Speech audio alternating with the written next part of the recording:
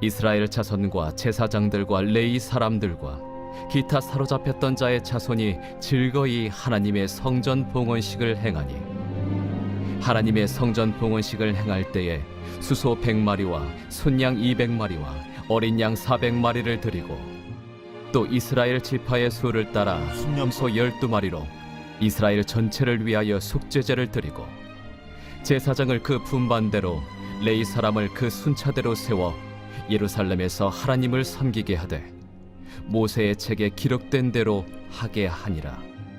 사로잡혔던 자의 자손이 첫째 달 14일에 유월절을 지키되 제사장들과 레위 사람들이 일제히 몸을 정결하게 하여 다 정결함에 사로잡혔던 자들의 모든 자손과 자기 형제 제사장들과 자기를 위하여 유월절 양을 잡으니 사로잡혔다가 돌아온 이스라엘 자손과 자기 땅에 사는 이방 사람의 더러운 것으로부터 스스로를 구별한 모든 이스라엘 사람들에게 속하여 이스라엘의 하나님 여호와를 찾는 자들이 다 먹고 즐거움으로 이레 동안 무교절을 지켰으니 이는 여호와께서 그들을 즐겁게 하시고 또 아수르 왕의 마음을 그들에게로 돌려 이스라엘의 하나님이신 하나님의 성전 건축하는 손을 힘있게 하도록 하셨음이었더라.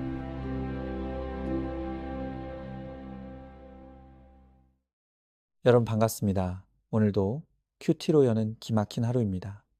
본문 말씀 에스라 6장 16절에서 22절의 말씀입니다. 이제 드디어 성전 공사가 끝이 났습니다. 그리고 오늘 큐티 본문은 하나님께 성전 봉헌식을 올려드리는 장면입니다. 특별히 22절은 모든 성전 공사를 마무리하면서 이 사역에 대한 총평을 내리고 있습니다. 그런데 오늘 우리가 22절을 주의 깊이 읽어보면 한 가지 문법적인 특징이 눈에 들어옵니다. 자, 일단 22절을 다시 읽어봅니다. 즐거움으로 이레 동안 무교절을 지켰으니 이는 여호와께서 그들을 즐겁게 하시고 또 아수르 왕의 마음을 그들에게로 돌려 이스라엘의 하나님이신 하나님의 성전 건축하는 손을 힘있게 하도록 하셨음이었더라. 여기에 보면 세 가지의 동사가 나옵니다. 그런데 세 동사 모두 능동태가 아니라 수동태입니다. 즐겁게 하셨다, 마음을 돌리게 하셨다, 손을 강하게 하셨다, 했다가 아니라 하셨다입니다. 이것은 이 성전공사가 이루어지기까지 이 일의 주인공이 누구인가를 명확하게 드러내는 의도가 있는 것입니다. 눈으로 보기에 성전공사를 한 주체는 사람처럼 보입니다. 그러나 사실은 사람은 도구에 불과하고 정말로 이 성전공사를 이루시고 성취하신 분은 바로 하나님이시라는 것입니다. 오늘 우리는 이 세 개의 수동태 동사를 통해 성전 완공이 사람의 역사가 아니라 하나님의 역사임을 확인하고자 합니다. 첫 번째로 여호와께서 그들을 즐겁게 하셨다고 합니다. 22절에 여호와께서 그들을 즐겁게 하시고 라고 합니다. 완전히 폐허가 된 성전을 다시 재건하는 일은 결코 쉬운 일이 아니었습니다. 너무나 많은 시간과 노력이 들어가는 힘든 일이었습니다. 또한 이 성전 공사를 이루기 위해서는 모든 백성들의 전적이 희생과 헌신이 요구가 되었습니다. 그러니 인간적으로 보면 기뻐할 수 없는 일이었습니다. 그런데 참 희한한 것은 백성들의 마음 안에서 이해할 수 없는 기쁨이 일어난 것입니다. 일을 하면 할수록 지쳐야 할 것은 같은데 기쁨으로 하니까 힘이 납니다. 즐겁습니다. 오히려 성전 공사에 참여할 수 있다는 것에 감사했습니다. 도대체 이들의 마음 속에서 일어난 이 기쁨은 어떻게 생겨난 것입니까? 이에 대해서 오늘 성경은 그들이 기뻐했다라고 말하지 않습니다. 여호와께서 그들을 기쁘게 하셨다라고 분명하게 말씀하고 있습니다. 여러분은 요즘 기쁘십니까? 많은 사람들이 기쁨은커녕 삶에 낙이 없다고 말을 합니다. 정신과마다 우울증 환자들로 넘쳐나고 있습니다. 오늘 우리는 기쁨이 없는 세상을 살고 있습니다. 이 세상 사람들은 기쁨을 얻기 위해서 더 많은 물질, 더 좋은 직장, 더 좋은 집이 있어야 한다고 생각합니다. 실제로 열심히 노력해서 전보다 더 좋은 것을 누리고 많은 것을 누립니다. 그런데 그렇게 해서 누리는 기쁨은 찰나이고 잠시뿐입니다. 또다시 우울과 슬픔에 빠져듭니다. 왜 그런 것입니까? 성경은 마음의 기쁨은 이 세상의 것을 소유하고 누리는 것에서 오는 것이 아니라고 말씀합니다. 또 내가 열심히 노력해서 기쁨을 만들 수 없다고 합니다. 그러면 이 기쁨이라는 것은 도대체 어떻게 옵니까? 오늘 성경은 마음의 기쁨이 여호와께서 주시는 선물이라고 가르쳐 주는 것입니다. 요한복음 14장 27절에서 예수님이 이렇게 말씀하십니다. 평안을 너희에게 끼치노니 곧 나의 평안을 너희에게 주노라. 내가 너희에게 주는 것은 세상이 주는 것과 같지 아니하니라. 너희는 마음에 근심하지도 말고 두려워하지도 말라. 여러분 기쁨을 얻고 싶습니까?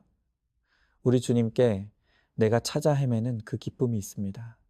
그러니 더 이상 세상에서 헛된 기쁨을 찾으려고 하는 헛된 수고를 그치시기 바랍니다. 그리고 주님께 나아가서 세상에 줄 수 없는 하나님의 평안과 기쁨을 구하십시오.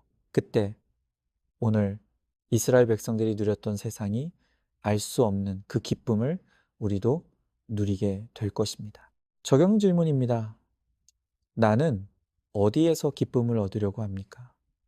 참된 기쁨과 평안은 하나님만 주실 수 있다는 것을 믿습니까? 둘째로 마음을 돌리셨다고 합니다. 다시 22절에 또 아수르 왕의 마음을 그들에게로 돌려라고 합니다. 성전 공사를 함에 있어서 가장 중요한 것은 바로 왕의 마음이었습니다. 왕이 허락하면 되는 것이고 왕이 허락하지 않으면 아무것도 할 수 없었습니다. 그런데 이 왕의 마음을 자기 자신 외에는 아무도 좌지우지할 수 없었다는 것입니다. 그런데 오늘 성경은 아수르 왕의 마음을 하나님께서 돌이키셨다고 말씀하십니다. 잠언서 21장 1절에서 성경은 이렇게 선언합니다. 왕의 마음이 여호와의 손에 있음이 마치 봇물 같아서 그가 마음대로 인도하시느니라. 하나님이 원하시면 왕의 마음을 열기도 하시고 또 하나님이 뜻하시면 왕의 마음을 닫기도 하십니다. 그런 하나님께서 아수르 왕의 마음을 이스라엘에게로 돌리셔서 이 성전 공사를 완성할 수 있도록 하셨다는 것입니다. 오늘 우리에게도 하나님이 그 마음을 돌려주셔야 할 사람들이 있지 않습니까? 그 마음이 다른 사람에게 향하여서 외도를 하는 배우자가 있습니다. 그 마음이 세상에 빠져 방황하는 자녀들이 있습니다. 그렇게 돌아선 그들의 마음을 어떻게 되돌릴 수 있겠습니까? 분명한 것은 나는 못한다는 것입니다. 여러분들이 이미 많이 해보셨지 않습니까? 결과가 어땠습니까? 내가 잔소리하면 할수록, 악쓰면 쓸수록 그들의 마음은 더 멀어지고 굳어질 뿐입니다. 나는 못합니다. 그러나 하나님은 하실 수 있습니다. 완전히 돌아선 마음이라도, 딱딱하게 굳은 마음이라도 하나님은 돌리실 수 있고 하나님이 돌리셔야 한다고 말씀하십니다. 그러니 더 이상 내 배우자와 자녀들에게 쏟아내던 혈기와 분노, 잔소리와 정답질은 그만하시기 바랍니다. 차라리 벙어리 적용을 하십시오.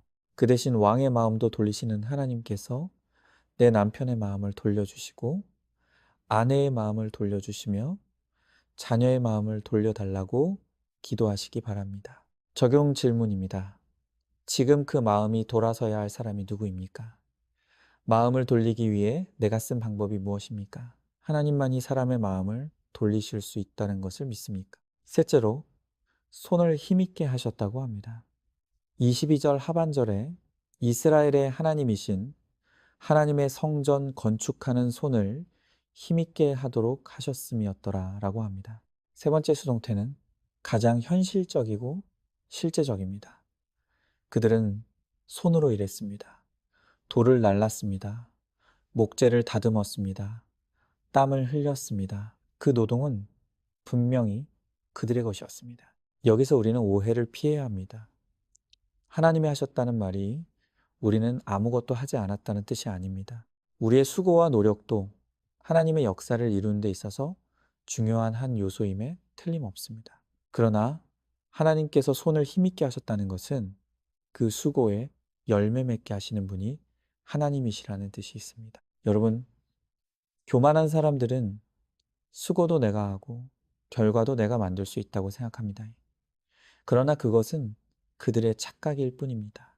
노력과 수고는 내가 할 수 있지만 그 일의 결과는 내가 결정하는 것이 아닙니다. 하나님께서 내 수고를 사용하시고 은혜를 베푸실 때 비로소 결과가 일어나고 열매를 맺을 수 있는 것입니다. 바울도 고린도전서 15장 10절에서 이렇게 고백합니다. 내가 수고를 넘치도록 하였으나 내가 한 것이 아니요 오직 나와 함께 하신 하나님의 은혜로라. 이제 우리가 와락 사역 오픈을 코앞에 두고 있습니다.